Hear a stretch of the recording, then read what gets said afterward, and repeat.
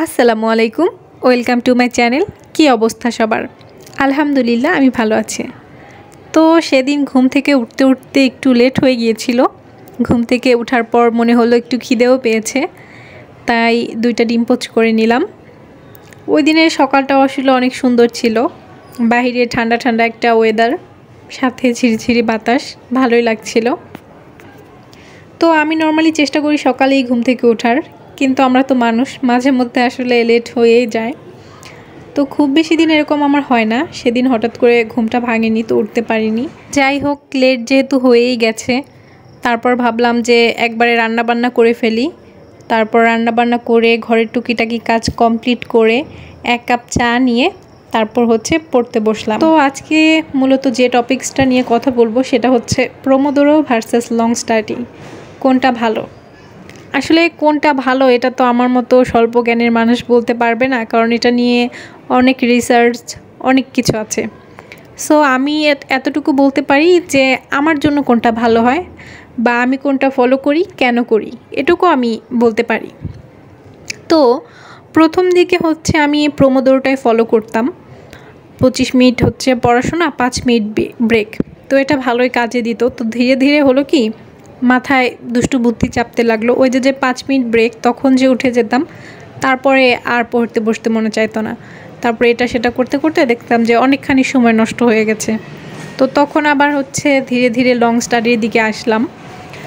Long স্টাডিটা ধরেন আপনার এরকম, মানে ধীরে ধীরে গা ভাসানোর মতো। দেখা যায় যে অনেকক্ষণ পড়তে পড়তে একটা ফ্লো তৈরি হয়ে যায়, তখন আসলে পড়তে ভালোই লাগে। তো আমি আসলে আলটিমেটলি 2টাই ফলো করি, মানে আমার কন্ডিশন বুঝে যে কখন কোনটা ভালো লাগে। দেখা যায় যে যখন নাকি মনটা একটু ফাঁকি ঝুঁকি দেওয়ার চেষ্টা করে বা সাবজেক্ট কঠিন থাকে, তখন প্রোমোদোরোটা নেই।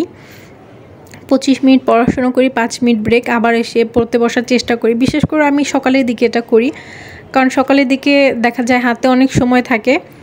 তো সকালের মানে শুরুতেই নিজেকে আসলে অনেক প্রেশার দিয়ে ফেললে দেখা যায় যে সারাদিন মাথাটা ভার হয়ে থাকে।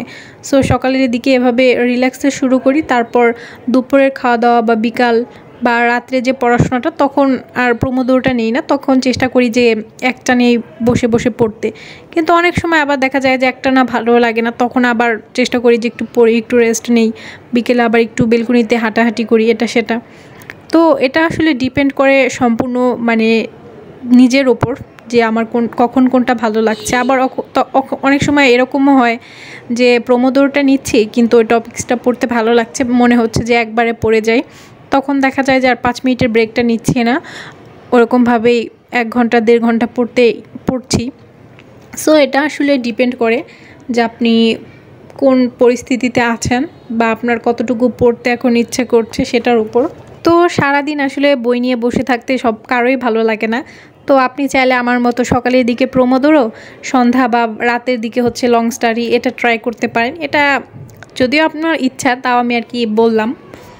তো যাই হোক, প্রোমোদোরো বা লং স্টাডি যেটাই হোক না কেন, সব কিছু নির্ভর করে আপনার শরীর, মন, সময়, এগুলোর উপর। এগুলো মিলিয়ে আপনি যেটা ধরে রাখতে পারেন সেটাই আপনার জন্য বেস্ট। তো আপনি কোনটা ফলো করেন, প্রোমোদোরো নাকি লং স্টাডি?